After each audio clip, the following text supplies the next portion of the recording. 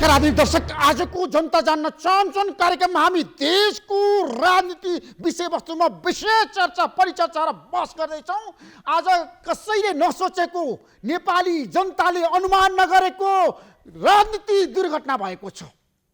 नेपालमा संसद विघटन भएको छ। प्रधानमन्त्री केपी शर्मा ओलीले 2 वर्ष 10 महिनापछि संसद विघटन गर्नु भएको छ र उहाँले भन्नुभएको छ मलाई पार्टीले असहयोग गर्यो, अब म जनतामा जानुको विकल्प छैन भनेर उहाँले संसद विघटन गरेर निर्वाचनको मिति पनि घोषणा गर्नुभएको छ र राष्ट्रपतिले पनि प्रधानमन्त्रीको त्यो कदमलाई साथ दिनुभएको छ। अब हाम्रो देशमा निर्वाचन हुँदैछ। वैशाख 17 र 27 गते त्यो सम्भव छ, निर्वाचन हुन सक्छ। यतिखेर जताततै बहस सुरु भएको छ। यो कदमको चौतर्फी विरोध भएको छ। जताततै जनता सडकमा आउन थालिसकेका छन्, तर प्रधानमन्त्रीले भन्नुभएको छ निर्वाचनको विकल्प छैन, सबै निर्वाचनमा सहभागी हुनुपर्छ भनेर आज बताइसक्नु भएको छ। र सत्तारूढ दलको बैठकले प्रधानमन्त्रीको कदमलाई असंवैधानिक भन्दै उहाँलाई अनुशासनको कारबाही गरेको छ र आज बसेको स्थायी समितिको बैठकले प्रधानमन्त्रीलाई कारबाही गरेको छ। अब प्रधानमन्त्री केपी शर्मा ओलीलाई पार्टीबाट निष्कासन गर्ला त नेपाल कम्युनिस्ट पार्टीले? कहिले गर्ला त? आज हामी यसबारेमा विशेष खुलासा गर्दैछौँ। नेपालको इतिहासमा पहिलो पटक कम्युनिस्ट पार्टीको नेतृत्वमा सरकार बन्यो, बहुमतको सरकार बन्यो। बहुमत पनि होइन, दुईटै मतको सरकार बन्यो। शक्तिशाली प्रधानमन्त्री केपी शर्मा ओलीले 5 वर्षमा काम गर्छु भनेर भन्नुभएको थियो, तर उहाँले किन बिचैमा संसद विघटन गर्नुभयो? के कारणले? नेपालमा साँच्चै अब संवैधानिक को रूपमा पनि यसलाई हेर्न थालिएको छ र जताततै आलोचना भएको छ। प्रतिपक्षले पनि यो लोकतन्त्रमाथिको प्रहार हो भनेर भनेको छ। प्रधानमन्त्रीको कदम असंवैधानिक छ भनेर भनेको छ, अलोकतान्त्रिक छ भनेर नेपाली कङ्ग्रेसले पनि निष्कर्ष निकालिसकेको छ। र सिंहदरबारमा नेपाली कङ्ग्रेस र नेपाल कम्युनिस्ट पार्टीका शीर्ष नेताहरू झलनाथ खनाल, माधवकुमार नेपाल, देव गुरुङ लगायतका नेताहरू बसेर, डाक्टर बाबुराम भट्टराई, राजेन्द्र महतो बसेर अब प्रधानमन्त्रीको कदमको विरुद्धमा सशक्त आन्दोलन गर्ने र मोर्चा बन्दी गरेर जाने निष्कर्ष निकालेर यतिखेर उहाँहरू बाहिरिनु भएको छ। र प्रधानमन्त्री केपी शर्मा ओलीले आज दिनभरि नै आफ्नो गतिविधिलाई तीव्रता दिनुभएको छ र उहाँले बालुवाटारमा सुरक्षा परिषदको बैठक राख्नु भएको छ र अब निर्वाचनको तयारीको लागि जुट्न सबैलाई आग्रह गर्नुभएको छ। निर्वाचन आएका पदाधिकारीहरूलाई पनि प्रधानमन्त्रीले बोलाएर अब निर्वाचनको लागि माहौल बनाउन आग्रह गर्नुभएको छ।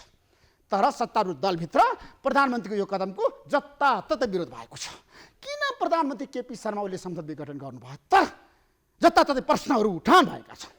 नेपाली जनताले 5 वर्षको लागि नेपाल कम्युनिस्ट पार्टीलाई मतदान गरेका हुन्, जनमत प्रदान गरेका हुन्, तर त्यसको किन अपमान भयो? किन प्रधानमन्त्रीले 5 वर्ष काम नगरिकन बिचैमा संसदको हत्या गर्नुभयो? कानुनविदहरूले एकदम कडा आपत्ति प्रकट गरेका छन्। आज रिपोर्टर्स क्लब नेपालमा सबैले भनेका छन् हाम्रो देशमा अब सिस्टम कोल्याप्स हुन्छ, सँगै लोकतान्त्रिक गणतन्त्र समाप्त हुन्छ, संविधान समाप्त भइसक्यो, सङ्कटमा परिसक्यो। राष्ट्रपतिले पनि प्रधानमन्त्रीको कदमलाई साथ दिनुभयो। अब कसले बचाउने त? कसरी? देशमा चुनाव हुन्छ यस्तो अवस्थामा, महामारीको अवस्थामा चुनाव आजको आवश्यकता हो। जनतामा नेपाल कम्युनिस्ट पार्टी कसरी जान्छ त?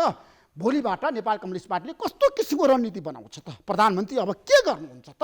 आगामी यात्रा प्रधानमन्त्रीको कस्तो हुनेछ त? प्रचण्ड माधवकुमार नेपाल गठबन्धनले साँच्चै अब कस्तो रणनीति बनाउँदैछ त? काङ्ग्रेस र उहाँहरूको बिचमा सहकार्य हुन्छ? जनता समाजवादी पार्टी र तीनवटै शक्ति अब मिलेर जान्छन् लोकतन्त्रको रक्षा गर्नको लागि, लोकतन्त्रलाई बचाउनको लागि आजको आवश्यकता हो। आज हामी यसबारेमा विशेष खुलासा गर्दैछौँ। आज हामी अरू विषयवस्तुमा छलफल गर्दैनौँ, किनभने जनता यतिखेर अब देशमा के हुन्छ, प्रधानमन्त्रीको यो कदमलाई सत्ता पक्ष र प्रतिपक्ष अथवा जताततै जुन किसिमको बहसको विषय बनाइएको छ, बहस भइसकेको छ। अन्तर्राष्ट्रिय क्षेत्रले पनि उच्च प्राथमिकता साथ नेपालमा संसद विघटन किन भयो भनेर हेरिरहेका छन्। त्यसैले आज हामी यसको वास्तविकता के हो त? प्रधानमन्त्री केपी शर्मा ओलीको विरुद्ध प्रचण्ड माधवकुमार नेपाल गठबन्धनले अविश्वासको प्रस्ताव दर्ता गर्न लागेको सुइँको पाएर प्रधानमन्त्रीले संसद विघटन गर्नुभयो। मन्त्री परिषदको बैठक राखेर तर कतिपय मन्त्रीले थाहा नै पाएनन्। बालुवाटारमा मन्त्री नपुग्दै प्रधानमन्त्री शीतलनिवास पुगिसक्नु भएको थियो। किन यस्तो भयो त? 7 जना मन्त्रीले त राजीनामा दिइसकेका छन्। अब के होला? तर प्रचण्डलाई साथ दिने नेताहरू यतिखेर केपी शर्मा ओलीको क्याम्पमा छन्। गृहमन्त्री रामबहादुर थापा बादल उहाँले किन प्रधानमन्त्रीलाई साथ दिनुभयो, प्रचण्ड माधव कुमार नेपाल गठबन्धनमा उहाँ किन आउनु भएन, आज हामी विशेष खुलासा गर्दछौँ। केही समयको विश्रामपछि म नेपाल कम्युनिस्ट पार्टीका प्रभावशाली नेता प्रमुख सचेतक देव गुरुङको साथमा आउनेछु।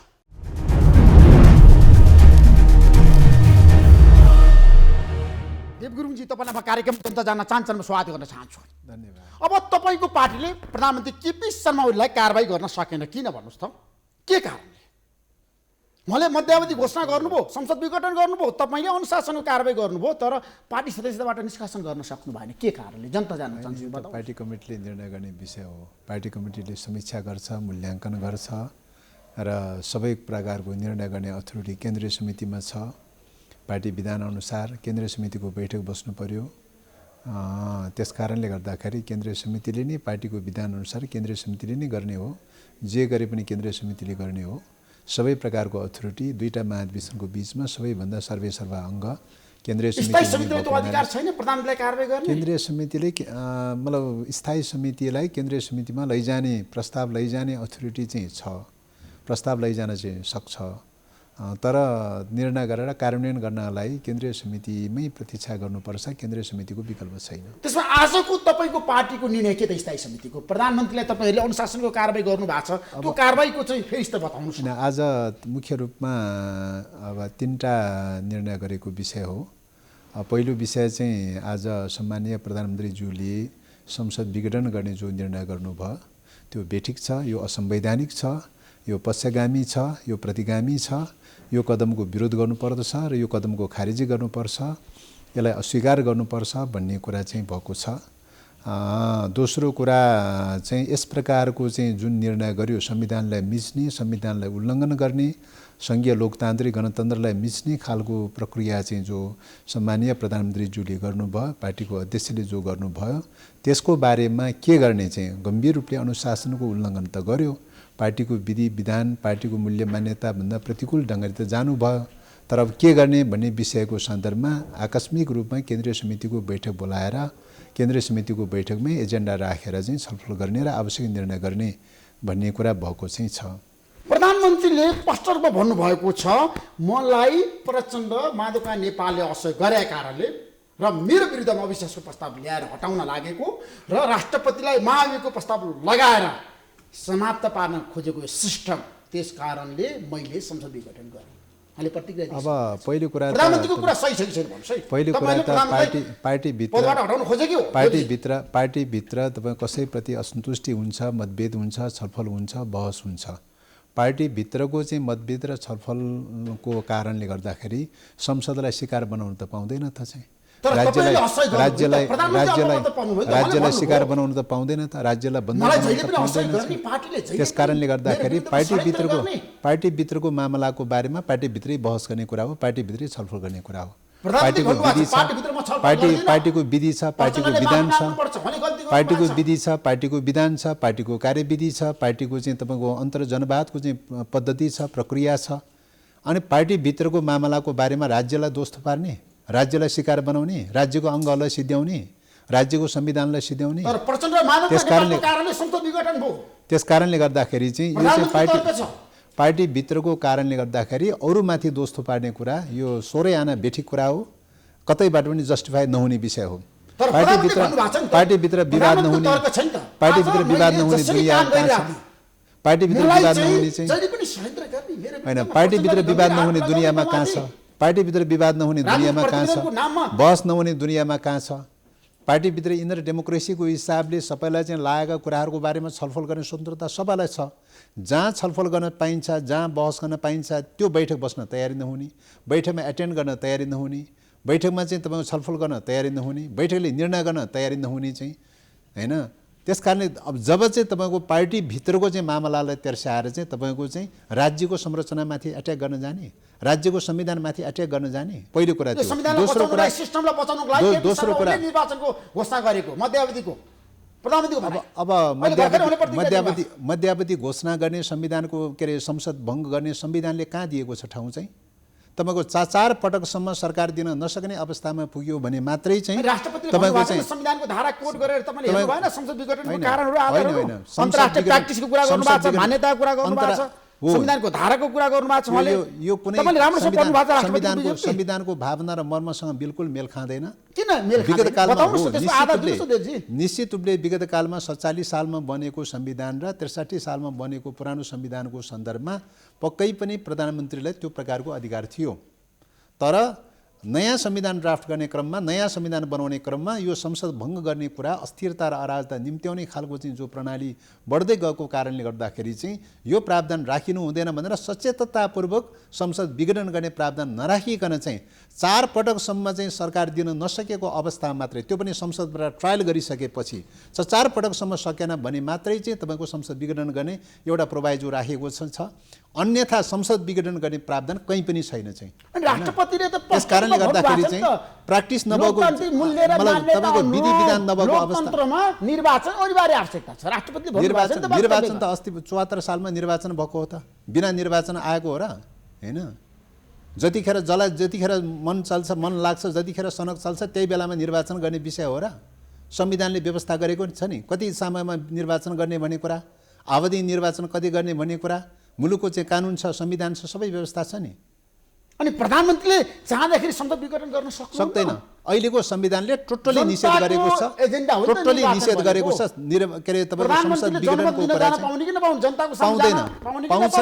पाउँदैन। कहिले पाउँछ त भन्दाखेरि 5 वर्षको अन्तरालमा मात्रै आवधिक निर्वाचनको प्रक्रिया मात्रै चाहिँ तपाईँको निर्वाचन गर्न पाउँछ। त्योभन्दा अगाडि चाहिँ एउटै कन्डिसन मात्र मैले अघि नै भनिहालेँ। त्यो कन्डिसन भनेको के हो त भन्दाखेरि संसदबाट बहुमतको सरकार बन्न सकेन, कोलिसनको सरकार बन्न सकेन, अल्पमतको पनि बन्न सकेन हैन, तपाईँको सरकारले विश्वासको मत प्राप्त गर्न सकेन, 4 पटकसम्म ट्रायल गर्दाखेरि चाहिँ संसदबाट चाहिँ पास गर्न सकेन भने मात्रै चाहिँ तपाईँको चाहिँ संसद विघटनको कुरा हैन। अब तपाईँको संसदबाट कहाँ ट्रायल भयो? संसदबाट कहाँ ट्रायल भयो? संसदबाट कहाँ ट्रायल भयो? एउटा उदाहरण दिनुहोस् त, संसदबाट कहाँ ट्रायल भयो? कतिपटक ट्रायल गर्यो चाहिँ? 4 पटकसम्म ट्रायल गर्नुपर्ने, 4 पटकसम्म परीक्षण गर्नुपर्ने कुरा कतिपटक ट्रायल गर्यो चाहिँ? देखाउनु पर्यो नि त। संसदबाट सभामा कहाँ गएर दर्ता गराएको होइन अविश्वास प्रस्ताव? त्यो त संसदबाट संसद विघटन गर्ने चाहिँ निर्णय गरिसकेपछि, प्रधानमन्त्रीले संसद विघटन गर्ने निर्णय गरिसकेपछि चाहिँ त्यसको विरुद्धमा निश्चित रूपले अविश्वास प्रस्ताव दर्ता गरेको हो संसदमा हैन। आफ्नै पार्टीको संसदीय दलको नेता विरुद्ध प्रधानमन्त्री विरुद्ध अविश्वास प्रस्ताव अब प्रधानमन्त्रीले चाहिँ तपाईँको चाहिँ पार्टीको बैठक चलिरहेको बेलामा बैठकलाई छलेर गएर चाहिँ तपाईँको संसद भङ्ग गर्ने चाहिँ हुने, दललाई छलेर गएर संसद भङ्ग गर्ने चाहिँ हुने, अनि दलले चाहिँ तपाईँको चाहिँ के अरे संसदमा चाहिँ तपाईँ अविश्वास प्रस्ताव राख्न नहुने होइन। हिजो भन्नुभएको होइन प्रधानमन्त्री केपी शर्मा ओलीले खुमलटारमा पुगेर तपाईँले राजनीति प्रतिवेदन फिर्ता लिनुहोस्, होइन भने म मृत्युपत्रमा सही छाप गर्दिन, केपी शर्माले चुप लागेर बस्दैन, संसद विघटनको प्रश्न राजनीतिक प्रश्नसँग मोलतोल गर्ने विषय हो र? पार्टीभित्रको चाहिँ बहसको विषयसँग मोलतोल गर्ने विषय हो र? संसद विघटनको प्रश्न भने संसद भनेको राज्यको प्रश्न हो चाहिँ, मुलुकको प्रश्न हो चाहिँ। पार्टीभित्र चलिरहेको बहस राजनीतिक मुद्दाहरूको बारेमा, राष्ट्रियतासँग, डेमोक्रेसीसँग जोडिएको चाहिँ तपाईँको सुशासनसँग जोडिएको विषय, शान्ति प्रक्रियासँग जोडिएका मुद्दाहरूको बारेमा जो बहस चलिरहेको छ, पार्टीभित्रको बहस र चाहिँ राज्यमा चल्ने बहस अथवा राज्यको संसदको चाहिँ प्रश्न भनेर भनेको त अलग विषय हो नि। एउटै ठाउँमा जोडेर लैजाने पनि जहिले पनि तपाईहरु सरकारको बारेमा मात्रै भागवण्डा बारेमा त छलफल गर्ने अरु विषय थिएन। केपी शर्माले खुल्यो नि भागवण्डाको बारेमा छलफल चल्यो कि पोलिटिकल इस्युहरुमा छलफल चलेको छ भन्ने कुरा त घटनाक्रमले डकुमेन्ट्सहरुले बताइरहेको चाहिँ छ। डकुमेन्ट्सहरुले चाहिँ तपाईँ राजनीतिक मुद्दाहरूको बारेमा मुलुकमा चाहिँ पार्टीले लिएको नीति निर्णय अनुसार चाहिँ किन प्रक्रिया अगाडि बढ्न सकेन, किन कार्यान्वयन हुन सकेन, किन अगाडि बढ्न सकेन, के कारणले समस्या पैदा भयो, पार्टीभित्र छलफल गर्न हुँदैन। पार्टी डेमोक्रेसी भने मल्टी पार्टी डेमोक्रेसी भने मल्टी पार्टी डेमोक्रेसीमा तपाईको पार्टीभित्र विचारको स्वतन्त्रता हुन्छ, पार्टीमा चाहिँ छलफल हुन्छ, बहस हुन्छ, कहिलेकाहीँ निर्णय नभएका विषयहरूमा अल्पमत हुन्छ, बहुमत हुन्छ। यो त आम रूपमा सार्वभौम रूपमा स्वीकार हुँदै आइरहेको विषय हो नि। कम्युनिस्ट पार्टीको सन्दर्भमा मात्रै होइन, अरू गैर कम्युनिस्ट पार्टीहरूको सन्दर्भमा पनि सबैको सन्दर्भमा चाहिँ यो प्रणाली त सर्वस्वीकृत हुँदै आइरहेको विषय हो नि। त्यस कारणले गर्दाखेरि नेपालको संविधानले मल्टी पार्टी डेमोक्रेसी भनेर चाहिँ एक्सेप्ट गरेको चाहिँ छ। मल्टी पार्टी डेमोक्रेसीको तात्पर्य त पार्टीभित्र बहस हुन्छ, छलफल हुन्छ, अन्तर्क्रिया हुन्छ। हैन, छलफल हुन्छ, बहस हुन्छ, तर प्रधानमन्त्रीको विपक्षमा त लाग्न मिल्दैन नि त। प्रधानमन्त्रीको पक्ष र विपक्ष प्रधानमन्त्रीको विपक्षमा लाग्नु पक्ष र विपक्षको प्रश्न होइन। पक्ष र विपक्षको प्रश्न होइन। पक्ष र विपक्षको प्रश्न होइन। पक्ष र विपक्षको प्रश्न होइन, संविधान अनुकूल जाने कि नजाने भन्ने प्रश्न हो। प्रधानमन्त्री भन्नुभएको छ संविधान अनुकूल गएको छ। पार्टीको विधि विधान अनुसार जाने कि नजाने भन्ने प्रश्न हो चाहिँ, पक्ष र विपक्षको प्रश्न होइन। संविधान अनुसार जाने कि संविधान विपरीत ढङ्गले जाने, म्यान्डेट त संविधानको कुरा हो नि। पार्टीभित्र पार्टीको विधान हो म्यान्डेट चाहिँ, राज्यको सन्दर्भमा त संविधान हो नि त म्यान्डेट त। संविधानको मापदण्ड अनुसार जाने हो कि संविधानभन्दा प्रतिकूल ढङ्गले जाने हो, क्वेसन त त्यो हो नि। पक्ष र विपक्षको मामला त होइन, यो त कुनै लेनदेनको मामला त होइन, सार्वजनिक मुद्दा। तर तपाईँले त लेनदेनको मामला गर्नुभयो नि त जहिले पनि, केपी शर्मा ओलीसँग तपाईँ लाग्नुभयो। लेनदेनको कुरा त राजदूतमा जसले विचारमा बहस गर्न सक्दैन, जसले विचारमा बहस गर्न सक्दैन, जसले राजनीतिक मुद्दामा बहस गर्न सक्दैन, जब राजनीतिक मुद्दाहरूमा वैचारिक प्रश्नहरू बहसमा जब पराजित हुन थाल्दछ अनि चाहिँ व्यक्तिगत लेनदेनको मामला बनाएर, पद प्रतिष्ठाको मामला बनाएर, बागवण्डाको मामला बनाएर चाहिँ विचारबाट भाग्ने तरिका हो चाहिँ, राजनीतिक बहसबाट भाग्ने तरिका हो चाहिँ। जब राजनीतिमा पराजित भइसकेपछि, विचार र लाइन र स्ट्रगलमा पराजित भइसकेपछि चाहिँ अनि भाग्ने उपाय त निकाल्नु पर्यो।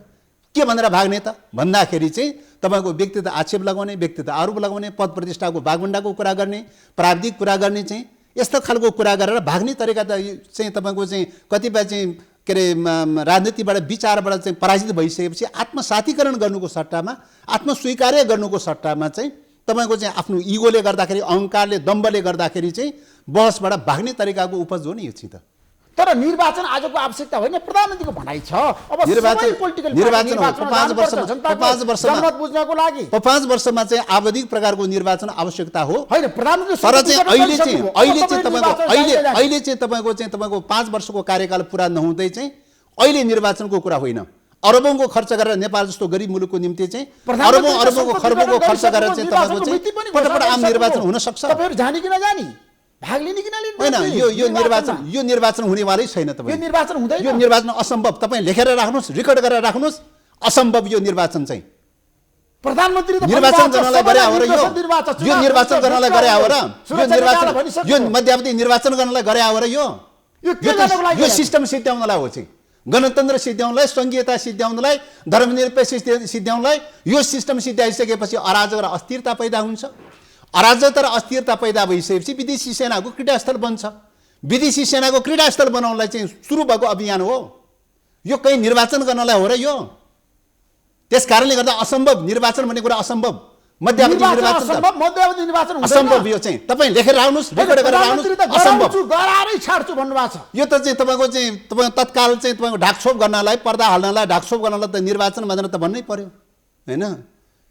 तर यथार्थतामा के हो त भन्दाखेरि निर्वाचन हुनेवाला छैन। तपाईँ हेरिराख्नुहोस्, ढिलो चाँडो सङ्कटकाल लागू हुन्छ, ढिलो चाँडो एक प्रकारको जङ्गी शासन लागू हुन्छ, ढिलो चाँडो संवैधानिक कु हुन्छ, ढिलो चाँडो यो संविधान सिद्ध्याउँछ, संविधानका सबै प्रावधानहरू निष्क्रिय गराउन सिद्ध्याउँछ र मुलुकमा चाहिँ सिस्टमलाई बदलेर, सिस्टमलाई ड्यामेज गराएर अराजकता र अस्थिरता सिर्जना गरेर विदेशी सेनाको क्रीडास्थल बनाउने भएबाट नेपालमा अब विदेशी सेना आउँछ निश्चित रूपले। कहाँबाट आउँछ? नेपालको बाटो भनेर भनेको अब अफगानिस्तानको बाटो या सिरिया या लेबनान जस्तो चाहिँ विदेशी सेनाको क्रीडास्थल बन्ने, द्वन्द्वग्रस्त क्षेत्र बनाउने अनि नेपालको राष्ट्रिय अस्मितालाई सिक्किमीकरण या भुटानीकरण रूपमा चाहिँ नेपालको राष्ट्रिय अस्मितालाई सिद्ध्याउने चाहिँ होइन, यो दिशातर्फ जाँदैछ। त्यस कारणले गर्दाखेरि अहिलेको चाहिँ तपाईँको डेमोक्रेसीमाथिको अपहरण भनेर भनेको 17 सालमा पनि डेमोक्रेसीमाथि अपहरण भएको थियो, अहिले पनि डेमोक्रेसीमाथि अपहरण गर्ने प्रक्रियाको सुरुवात भयो। एक प्रकारको कु हो चाहिँ। अहिलेको कुमा डेमोक्रेसी सिद्धिने मात्रै होइन, राष्ट्रियता समेत सिद्धिँदैछ। 17 सालमा कु हुँदाखेरि चाहिँ डेमोक्रेसी मात्रै सिद्धिएको थियो, राष्ट्रियता सिद्धिएको थिएन चाहिँ। डेमोक्रेसी सिद्धिएको हुनाले फेरि पनि लड्दै लड्दै आएर मल्टिपार्टी डेमोक्रेसी फेरि पनि पुनर्स्थापना गर्न सफल भयो चाहिँ। तर अहिलेको चाहिँ तपाईँको प्रक्रिया भनेर भनेको डेमोक्रेसी सिद्धिने मात्रै होइन, राष्ट्रिय स्वाधीनतालाई नै समाप्त गर्ने प्रक्रियाको सुरुवात भएको चाहिँ छ। त्यसो भएको हुनाले अहिलेको यो कदम भनेको चाहिँ डेमोक्रेसीको विरुद्धमा मात्रै होइन, संविधानको विरुद्धमा मात्रै होइन, राष्ट्रिय स्वाधीनताको हिसाबले पनि घोर राष्ट्रघातको दिशा पक्रिरहेको छ। 2017 साल पुस 1 गते जसरी राजा महेन्द्रले कदम चालेका थिए नि, प्रजातन्त्रको हत्या गरेका थिए नि, यो पनि त्यसकै सुरुवात हो। निश्चित रूपले यो पनि कालो दिवस हो, कालो कदम हो। नेपालको राजनीतिक इतिहासमा डेमोक्रेटिक अधिकारहरूलाई चाहिँ समाप्त गर्दै लैजाने, सिद्ध्याउँदै लैजाने एक प्रकारको कु हो। अहिलेको कु र 17 सालको कुको फरकमा के छ त भन्दाखेरि चाहिँ 17 सालमा डेमोक्रेसी सिद्ध्याएको थियो, अहिले पनि डेमोक्रेसी सिद्ध्याएको चाहिँ छ। 17 सालमा राष्ट्रियता सिद्धिएको थिएन, कमसेकम चाहिँ राष्ट्र बचेको हुनाले चाहिँ फेरि लड्दै गएर चाहिँ कमसेकम मल्टी पार्टी डेमोक्रेसी फिर्ता ल्याउन सफल भएको चाहिँ थियो। अहिले चाहिँ तपाईँको डेमोक्रेसी सिध्याउने मात्रै होइन, अहिले राष्ट्रिय स्वाधीनतालाई समाप्त गर्दैछ। त्यस कारणले गर्दा अहिलेको कदममा चाहिँ थप चाहिँ राष्ट्रघाती कदम पनि मिसिएको छ। त्यसो भने राष्ट्रघात र जनघात दुईटै कुरा मिसिएको छ अहिले चाहिँ। त्यो बेलामा जनघात मात्रै मिसिएको थियो, जनताको अधिकारलाई कुण्ठित गर्ने कुरा मात्रै थियो। अहिले राष्ट्रिय चाहिँ स्वाधीनतामाथि हस्तक्षेप गर्ने प्रक्रिया पनि सुरुवात भएको चाहिँ छ। विदेशी सेनाको क्रीडास्थल बनाउने प्रक्रियाको सुरुवात भएको चाहिँ छ। त्यस कारणले गर्दाखेरि देशको सेना आउन सक्छ नेपालमा देव गुरुङजी? अब चीन कि अमेरिका कि अब यो कहाँको बताउनुस् त तपाईँ? होइन, अहिले चाहिँ अन्तर्राष्ट्रिय राजनीतिक परिस्थिति हेर्नुहोस्, शक्ति राष्ट्रहरूको टकराव हेर्नुहोस्, सैन्य अभ्यास के भइरहेको छैन। अहिले मुलुक चाहिँ विश्व चाहिँ तपाईँको शान्तिपूर्ण प्रतिस्पर्धाको ठाउँमा शान्तिपूर्ण रूपले चाहिँ तपाईँको चाहिँ कूटनीतिक प्रक्रियाबाट कुनै पनि समस्याहरूलाई शान्तिपूर्ण रूपले समाधान गर्नुपर्ने ठाउँमा चाहिँ तपाईँ सैन्य अभ्यासहरू भइरहेको छ, सैन्य गठबन्धनहरू भइरहेको चाहिँ छ, सैन्य अभ्यासहरू कसरतहरू चलिरहेको चाहिँ छ होइन। त्यस कारणले गर्दाखेरि यो नेपालमा पनि यो हिमालयन रेन्जमा पनि तपाईँको के त भन्दाखेरि चाहिँ सैन्य अभ्यास गर्ने, सैन्य रणनीतिहरू चाहिँ सञ्चालन गर्ने, नेपालको भूमिलाई कसैको विरुद्धमा प्रयोग गर्ने प्रकारको चाहिँ दुरुपयोग गर्ने प्रकारको चाहिँ तपाईँको राष्ट्रघाती खालका कदमहरू चलिरहेका चाहिँ छन्। त्यस कारणले गर्दाखेरि यही कदमको यही कुरा पुरा गर्नका लागि चाहिँ तपाईँ के गर्दैछ त भन्दाखेरि सिस्टम भत्काउने प्रक्रिया सुरु हुँदैछ। सिस्टम भत्काउनलाई के भत्काउनु पर्यो? पहिले पार्टी भत्काउनु पर्यो, नेकपा भत्काउनु पर्यो। नेकपा भत्काउने प्रक्रिया सुरु गर्न थालिसक्नु भयो। तपाईँको चाहिँ पार्टीको मिटिङ डाक्न तयारी नहुने, पार्टीको मिटिङ बस्यो भने उपस्थित हुन तयारी नहुने, बैठक भइहाल्यो भने पनि छलफल गर्न तयारी नहुने, छलफल भयो भने पनि निर्णय गर्न नदिने, निर्णय भइहाल्यो भने पनि कार्यान्वयन गर्न नदिने। पार्टी त ड्यामेज गराउने वेबाट गयो, मल्टी पार्टी डेमोक्रेसीले त ड्यामेज गराउने वेबाट गयो। पहिलो कुरा त्यो। अब त्यसपछि राष्ट्रियताको निम्ति चाहिँ तपाईँको चाहिँ रक्षा गर्ने एउटा स्तम्भ बनेर भनेको संसद हो। चाहिँ संसदलाई विघटन गरिदिने बित्तिकै चाहिँ राष्ट्रियताको निम्ति के अरे तपाईँको रक्षा गर्ने जो एउटा पिलर हो त्यो पिलर समाप्त हुन्छ। त्यसपछि बाँकी रहन्छ संविधान, बाँकी रहन्छ। संविधानमा चाहिँ तपाईँको चाहिँ के अरे सार्वभौम अधिकारको कुरा, क्षेत्रीय अखण्डताको कुरा आदि आदि कुराहरू चाहिँ संविधानमा छ। अन्तर्राष्ट्रिय परराष्ट्र नीतिमा शान्तिपूर्ण संवादको वेबाट जानुपर्छ, सैन्य गठबन्धनको वेबाट होइन, युद्धको वेबाट होइन भन्ने कुरा संविधानको व्यवस्था छ। त्यो संविधान क्रियाशील हुँदासम्म त त्यो संविधानमा टेकेर त अदालतले केही न केही आदेश दिन सक्छ। त्यो संविधान अब्स्टेकल हुन्छ। त्यस कारणले गर्दाखेरि त्यो संविधान सिद्ध्याउनलाई अब के गर्नुपर्छ त? कुनै न कुनै घटना दुर्घटनाहरू घटाउँछ, सङ्कटकाल लागू गर्छ। जङ्गी शासन लागू गरेपछि सङ्कटकाल लागू गरेपछि स्वतः संविधानका चाहिँ धारा दफाहरू, मौलिक हक र अधिकारसँग जोडिएका केही चाहिँ तपाईँको बन्दी प्रत्यक्षकरणसँग जोडिएका धारा दफा भए अरू सबै धारा दफा निलम्बित हुन्छ। सबै धारा निलम्बित भइसकेपछि सर्वोच्च अदालतले आदेश दिने ठाउँ त रहँदैन। चाहिँ अदालतले उही सानातिना देवानी फौजदारीको मुद्दा हेरेर बस्ने बाहेक त चाहिँ अग्नि प्रसाद सापकोटा लगायत तपाईँहरूलाई पनि थुन योजना छ प्रधानमन्त्रीको, के गर्नुहुन्छ तपाईँहरू? हो, त्यस कारणले यो चाहिँ राष्ट्रिय आत्मसमर्पणवादी चिन्तन हाबी भयो भने दलका चाहिँ नेताहरूलाई सिद्ध्याउने, आफ्ना भिन्न मतलाई सिद्ध्याउने, भिन्न मतहरूलाई निषेध गर्ने चाहिँ पुरै शत्रुतापूर्ण ढङ्गले जाने होइन, शत्रुतापूर्ण ढङ्गले गएर चाहिँ तपाईँको पुरै चाहिँ तपाईँको चाहिँ सिद्ध्याउने। यो चिन्तन भनेको के हो त भन्दाखेरि चाहिँ तपाईँको के हो त? राष्ट्रिय आत्मसमर्पणवादी चिन्तन हो। साम्राज्यवाद परस्त राष्ट्रिय आत्मसमर्पणवादी चिन्तन हाबी हुँदै गयो भने आफ्ना मित्र शक्तिहरूलाई सिद्ध्याउने, एकले अर्कोलाई दुश्मनीपूर्ण ढङ्गले व्यवहार गर्ने, एकले अर्कोलाई विस्थापित गर्ने, एकले अर्कोलाई सिद्ध्याउने, एकले अर्कोप्रति शत्रुतापूर्ण ढङ्गले बदला लिने, यो वेबाट जान्छ। राष्ट्रवादी बाटो भनेको के हो त? गृह शान्ति सम्झौता गर्ने, सहमति गर्ने, हरेक दलहरू बिचमा विवाद पैदा भएको रहेछ भने शान्तिपूर्ण रूपले सहमति गर्ने, सम्झौता गर्ने, सबै समुदायहरूको बिचमा सहमति गर्ने, सम्झौता गर्ने, समानुपाती समावेशीको माध्यमबाट, सङ्घीयताको माध्यमबाट चाहिँ सबै समुदायहरूलाई चाहिँ सहमतिमा लिएर जाने मोडेल र एकले अर्कोलाई निषेध गर्ने मोडेल भनेको दुईटा विपरीत खालका मोडेलहरू हुन्। अब देवगुरु त्यस कारणले गर्दाखेरि अहिले जुन एकले अर्कोलाई निषेध गर्ने मोडेलबाट निषेध त भइसक्यो, कम्युनिस्ट पार्टी त फुटिसक्यो, तपाईँको कदम के हुन्छ? संसद जिताउन सक्नुहुन्छ, पुनर्वादी गर्न सक्नुहुन्छ? व्यक्तिगत रूपले मेरो कदम भन्ने कुरा होइन। पार्टीले जे कदम चाल्छ त्यही कदममा चाहिँ मेरो पनि सहभागिता हो। त्यसो पार्टीले आगामी दिनमा कस्तो कदम चाल्छ? आज तपाईँहरू सिंहदरबारमा बस्नुभएको थियो, नेपाली कङ्ग्रेससँग बस्नुभएको थियो, जनता समाजवादी पार्टीका शीर्ष नेता र तपाईँहरूको बैठक थियो। अब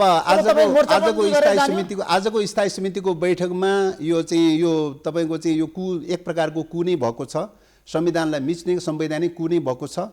यस कदमको विरुद्धमा जान तयारी हुने जति पनि राजनीतिक शक्तिहरू छन् सबैसँग सहकार्य गरेर मिलेर जाने। ती सबै शक्तिहरूसँग संवाद गर्ने, कुराकानी गर्ने भन्ने कुरा भएको थियो। अनि आन्दोलन पनि गर्ने अब?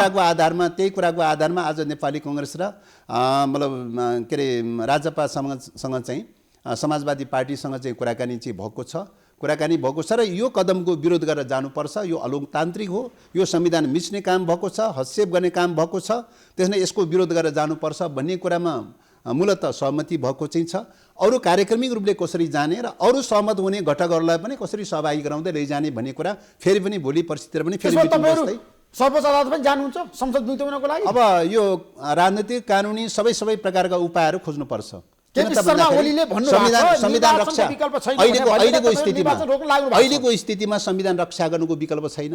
राष्ट्रिय सङ्कट पैदा भइरहेको बेलामा एक मिनट सुन्नुहोस्, संविधान रक्षा गर्नुको विकल्प छैन। संविधान रक्षा गर्नुपर्छ। संविधान रक्षा गर्ने भनेको संसद रक्षा गर्ने हो।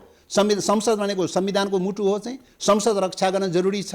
त्यसकाले संसदको रक्षा गर्ने कुरा, संविधानको रक्षा गर्ने कुरा, मल्टी पार्टी डेमोक्रेसीको रक्षा गर्ने कुरामा हामी चाहिँ सबैसँग चाहिँ तपाईँको चाहिँ जो चाहिँ यो इस्युमा सहमत हुन्छ सबैसँग सहकार्य गर्दै चाहिँ अगाडि बढ्ने कुरा। त्यसमै अग्निप्रसाद सापकोटाले संसद बोलाउन सक्नुहुन्छ? त्यो अधिकार छ कि छैन? संविधानमा जे व्यवस्था कानुन विधेयकले भनेको छ बोलाउन सक्छ। अब संविधानमा जे व्यवस्था छ संविधानको व्यवस्था अनुसार जाने हो चाहिँ। संविधानमा त कुनै व्यवस्थै छैन। अब संविधानमा जे व्यवस्था छ, संविधानले जे मार्गचित्र तय गरेको छ, संविधानले तय गरेको मार्गचित्र अनुसार जाने कुरा हो।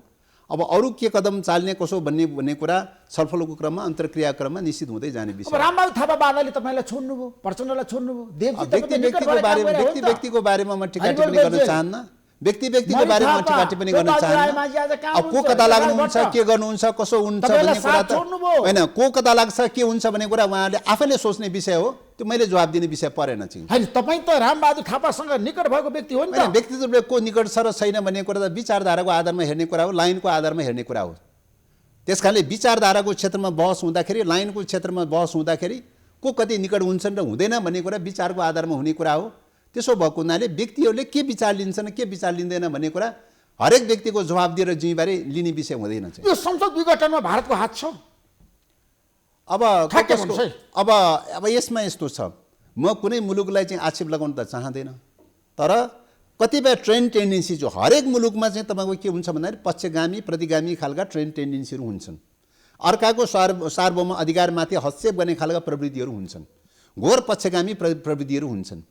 त्यस प्रकारका प्रवृत्तिहरू अहिले विश्वव्यापी रूपमा भूमण्डलीकरण युगमा चाहिँ तपाईँको चाहिँ अहिलेको स्थितिमा त्यस प्रकारको कुनै पनि मुलुकको डेमोक्रेसीलाई अपहरण गर्ने, कुनै पनि मुलुकको सार्वभौम अधिकारलाई खण्डित गर्ने खालको हस्तक्षेप गर्ने खालका प्रवृत्तिहरू विश्वमा छैन भनेर भन्न सकिँदैन। विश्वमा त्यस खालका प्रवृत्तिहरू छन्। त्यही प्रवृत्तिले हामी के भन्छौँ त? साम्राज्यवाद भनेर भन्छौँ। त्यही प्रवृत्तिले हामी के भन्छौँ त? विस्तारवाद भनेर भन्छौँ, होइन? त्यसकारणले विस्तारवाद भनेको साम्राज्यवाद भनेको एउटा मुलुकसँग मात्रै टाँसिने विषय त होइन त। त्यहाँभित्र चाहिँ कैयौँ न्याय पक्ष चाहिँ विचार पनि हुन्छन्, न्यायप्रेमी विचार पनि हुन्छन्, सही विचार पनि हुन्छन्, गलत विचार पनि हुन्छन्। त्यो विचारको आधारमा हेर्ने कुरा हो चाहिँ, कुनै मुलुक विशेषको आधारमा हेर्ने कुरा होइन। मतलब मुलुकको चाहिँ आन्तरिक डेमोक्रेसीमाथि हस्तक्षेप गर्ने, मुलुकको राष्ट्रिय स्वाधीनतामाथि हस्तक्षेप गर्ने खालका जो प्रवृत्तिहरू विचारहरू जो हुन्छन् त्यो प्रवृत्तिको जुनसुकै ठाउँमा जहाँ भए पनि विरोध हुन्छ र विरोध गर्नुपर्छ। राष्ट्रपतिको भूमिका सही कि गलत? अब राष्ट्रपतिको भूमिका अब निश्चित रूपले अहिलेको संविधानले राष्ट्रपतिलाई संवैधानिक बनाएको चाहिँ छ। विधिको हिसाबले सरकारले जे सिफारिस गर्छ, जे निर्णय गर्छ, जे प्रस्ताव गर्छ त्यो चाहिँ विधिको हिसाबले निश्चय पनि राष्ट्रपतिले चाहिँ स्वीकार गर्नुपर्ने हुन्छ। तर संविधानले राष्ट्रपतिलाई त संविधानको संरक्षक र पालक भनेर संरक्षक पनि बनाएको चाहिँ छ। त्यसकाले संरक्षक बनाएको हुनाले राष्ट्रपतिले कुन चाहिँ संविधान विपरीत हो, कुन चाहिँ संविधान सम्मत हो भन्ने कुरा कमसेकम त्यो हेर्नुपर्ने आवश्यकता हो भन्ने लाग्छ। अहिलेको परिघटनाहरू हेर्दाखेरि चाहिँ उहाँले चाहिँ सायद चाहिँ संविधानको पोइन्ट अफ भ्यूले हेर्नु भएन, होइन? उहाँले चाहिँ कुनै चाहिँ गुटको चाहिँ परिणामको आधारमा त हेर्नु भएन, कुनै व्यक्ति विशेषको स्वार्थको आधारमा त हेर्नु भएन, कुनै गुटको स्वार्थको आधारमा त हेर्नु भएन भन्ने प्रश्नहरू उठेका चाहिँ छन्, छलफलहरू उठेका चाहिँ छन्, होइन? भविष्यका दिनहरूमा ती समीक्षा होला, मूल्याङ्कन होला। तर हामीले आग्रह गर्ने के हो त भन्दाखेरि राष्ट्रपति संविधानसम्म ढङ्गले अगाडि बढ्नुपर्छ। राष्ट्रपति राष्ट्रको हो चाहिँ, सबै दलहरूको हो, सबै जनताको हो, कुनै पार्टीको होइन, कुनै एउटा गुटको मात्रै पनि होइन। त्यसैले गुटको एङ्गलबाट हेर्नुहुन्न भन्ने कुरा विगत कालमा त्यस्ता सीमा कमजोरी देखाएर परेका रहेछन् भने पनि आगामी दिनमा गुटको बेसमा हेर्नु हुँदैन भन्ने कुरामा सजग रहनको लागि हामी जहिले सुके पनि आग्रह गरिरहन्छौँ। थ्याङ्क यू सो मच देवजी, समय दिनुभयो। तपाईँलाई म धेरै धेरै धन्यवाद दिन चाहन्छु। Thank you so much. नमस्ते।